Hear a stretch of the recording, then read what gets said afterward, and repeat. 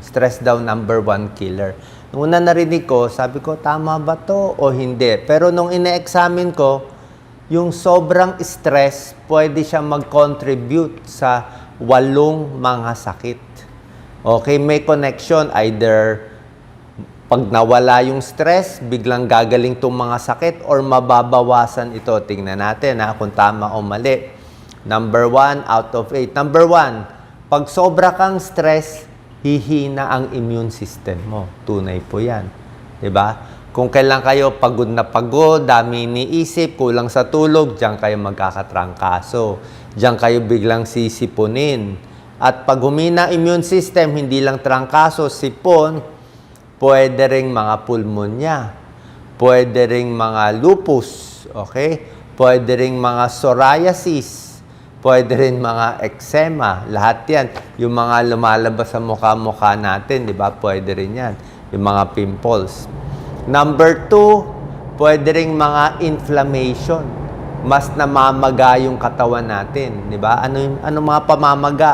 Pwedeng pamamaga sa puso, okay? Meron din yan, mga heart disease, may mga hika, may mga arthritis na mas lumalala kung angry, anxiety, may depression, nakaka-trigger ng inflammatory response sa katawan natin. Number 3, ito tunay po to, pain perception. Alam niyo ba anong pain perception? Yung pakiramdam mo sa kirot mo, let's say, masakit ang likod mo, masakit ang katawan mo. Pag stress ka, mainit ulo mo, yung nararamdaman mong sakit, biglang dodoble ang sakit. Diba? Biglang dodoble yung sakit sa tuhod, parang mas feel mo, parang sabi mo, malas ako ngayon, o laging lugi ngayon, walang pera ngayon, walang kita ngayon, tapos masakit pa yung tuhod ko, lalong sumasakit. Pero, kung masaya ka, okay, may kausap ka, nalilibang ka, tumatawa ka, lahat ng sakit sa katawan mo mawawala. Biglang makakalakad ka ng malayo. Paano happy ka eh? Kahit hingal mo, hindi mo mararamdaman. Yung hirap ka huminga, makakahinga ka. Yung palpitasyon mo, kabog ng dibdib, hindi mo rin mararamdaman. Bakit? Kasi pag stress tayo, hindi natin alam po, nakatigas yung katawan natin automatically. Tingnan mo ang taong stress. Nakaganon, nakakunot, nakakontract lahat yan eh. Kaya nga tension headache, sumasakit to, tumitigas to sa stress. Yung kamay nakaganyan, di natin alam. Pati yung likod nakatigas, di ba? Pati yung tayo. Pag stress ka, di ba? Parang hindi nga maganda yung balance mo, mabilis sumakit ang, mabilis kang mag-cramps kasi nga stress eh. Okay, so pag nabawasan ng stress, bawas din mga pain at arthritis sa katawan. Hindi ko sinabi totally gagaling. Pero kasi pag happy ka, naglalabas ng good hormones, mga endorphins, mga automatic at natural stress reliever natin yan.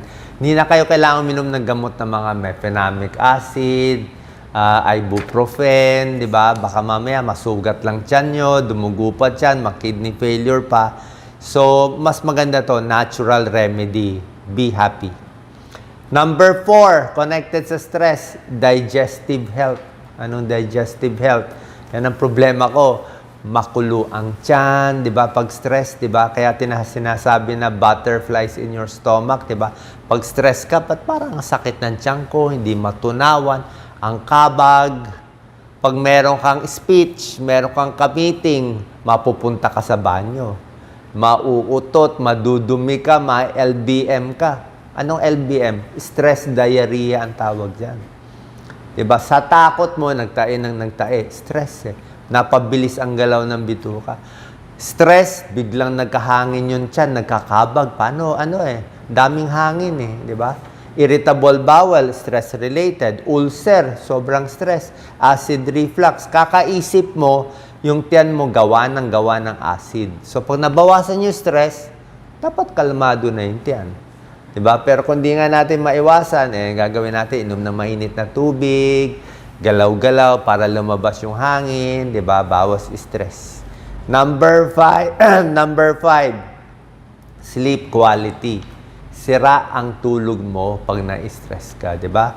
Maiksi ang tulog, gising ng gising, paggising sa umaga, hindi refresh ang pakiramdam. Paano? Ang dami mo iniisip stress ka diba?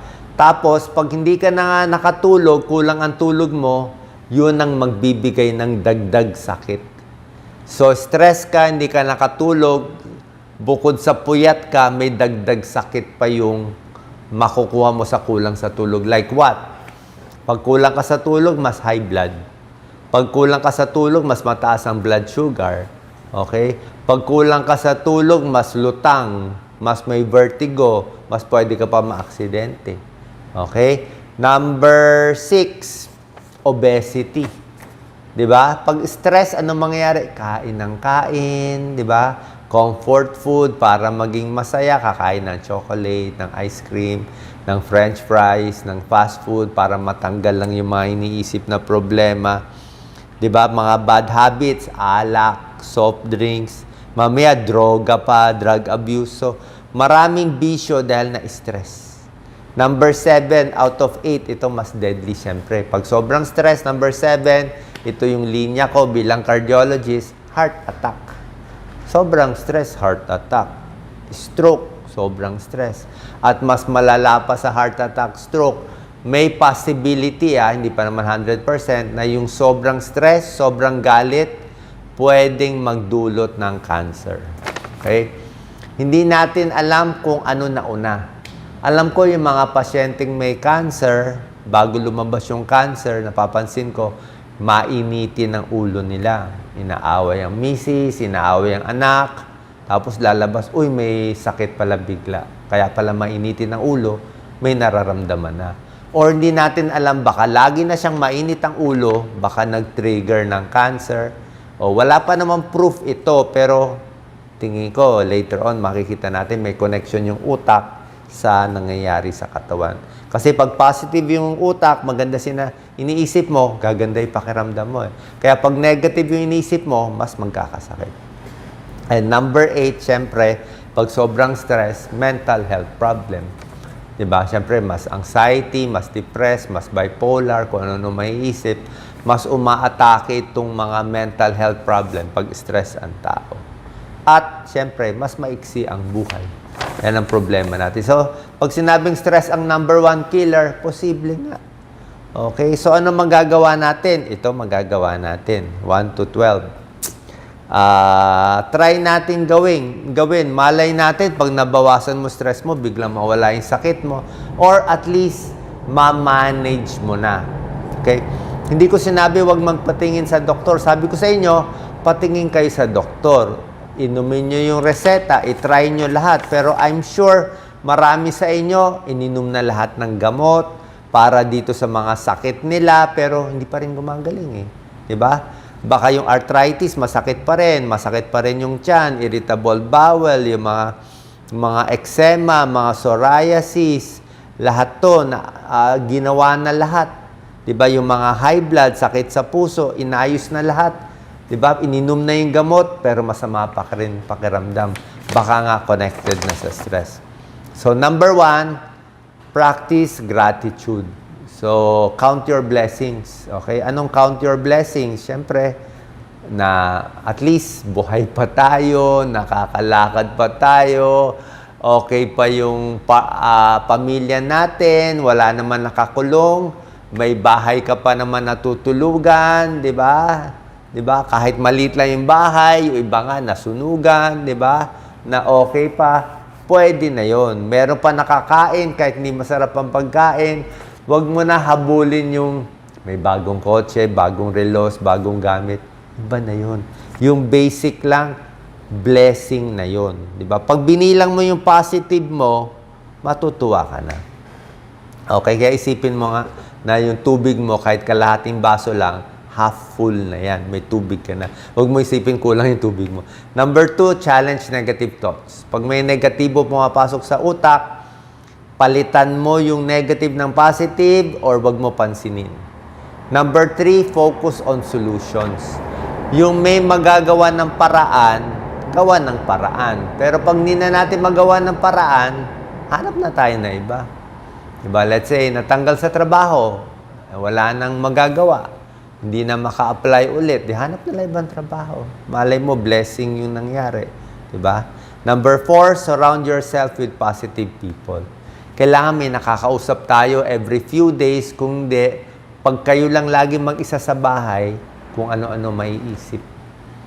Mahirap maglalaro ang isip mo pag masyadong mag-isa. Kaya hindi maganda yung isolated. Maganda may friends, may meeting kayo kahit once a week, twice a week, para lang malibang. Number 5, practice mindfulness. Kalmado, mas relax, mas dahan-dahan ng galaw. Number 6, set realistic goals. Dapat yung goals mo, yung mga kaya gawin na maayos mo. Kahit yung simpleng goal lang. Matapos lang yung project, maayos lang yung kwarto, 'di ba? Yung simple lang, mapag-graduate yung bata, yung kaya gawin. Number 7, self-compassion. Ito importante, ito number 7. Kasi marami sa atin, 'di ba, parang self-pity eh. I think common ang self-pity sa kababayan natin na parang awa ka sa sarili mo, apik ka, laging malas.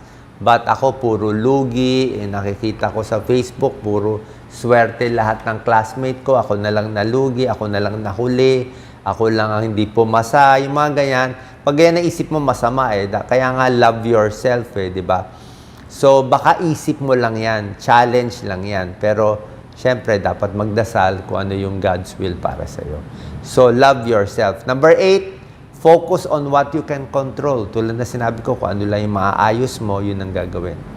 Number 9, engage in activities you can enjoy. Gawin mo yung kung saan ka masaya. Diba? Masaya ka ba? Yung mga mura lang, maglakad sa park, kumuha ng picture, mag-collect sa scrapbook, diba? Tumulong sa kapwa, kahit isa lang matulungan mo, message mo lang yung kaibigan mo ng positive, maganda na yun. Minsan, makakuha ka lang na isang positive message sa isang tao na hindi mo ina-expect. Happy ka na buong araw. Napasaya mo lang siya, one day pwede na yon. One day na yon. One day happy na siya, dagdag na yon. Parang bulaklak na yon, blessing na yon. Hindi mo naman kailangan gawin na lahat eh. Baka hanggang dun lang ang kaya. Okay? So, engage in activities you enjoy. Number 10, practice positive affirmation. Parang ipe-pep talk mo yung sarili mo na kaya mo yan, maganda yan, may darating na maganda. Masakit katawan mo ngayon, pagod ka, pero bukas gaganda yan. Ganun ako lagi. Bukas okay yan. Bad mood ka ngayon, may lagnat ka ngayon, feeling mo parang bibigay na katawan mo ngayon. Hayaan mo lang yan. Tomorrow, gaganda ulit yan. Gaganda. Babawi yung katawan mo, may darating na maganda. Hindi naman kumbaga sa game, sa pustahan, di ba? Kahit Kara-Cruz eh, wala naman talo lagi eh. May ikot yan na magiging panalo ka rin. Number 11, learn from your failures. Di ba? Pag natalo, naapi, nalugi, baka God's will naman yan eh. Merong mas maganda pang darating o may lesson na matututunan. And number 12, yan, accept life. Tanggapin na natin. Buhay naman, hindi lahat positive. Tingnan mo yung mga buhay ng ibang tao. Maraming negative, maraming malungkot. O, pasalamat na tayo kung umabot tayo sa magandang edad, nakatulong tayo, lagi magdarasal. At syempre, lagi ko sinasabi, itong mga health tips natin, syempre may tulong to sa inyo. Yung pag-inom ng tubig, mga stretching, tamang pagkain, lahat naman to may tulong. Para at least, kahit very stressed kayo, yung katawan mo naman dapat healthy. Kaya ang ginagawa ko nga ngayon mas konti talaga kinakain ko. Kasi mahirap maging overweight. Kasi pag overweight tayo, mahirap. Pag talaga mabigat ka, lahat ng sakit. Pag mabigat ka, para kang may dalang silya. Kaya overweight ka 20 pounds, parang may karga kang 20 pounds na dala-dala mo. Pero pag natanggal mo yung mabigat na 20 pounds na extra taba sa bilbil, di ba? Mas makakalakad ka na mabilis. Mas hindi ka hihingalin. Mas hindi hirap yung katawan mo. Parang kotse. Pag nilagyan mo ng maraming kargada yung kotse mo, masisira yung gulong, masisira yung makina. Pero kung magaan lang yung kotse mo, magaan lang yung karga, kahit luma na yung kotse mo, matanda na yung kotse mo, at least aabot ka pa rin kasi nga magaan yung karga. Kaya kain lang na mas konti, diet ang mahalaga. Salamat po, God bless po. Ingat po tayo palagi.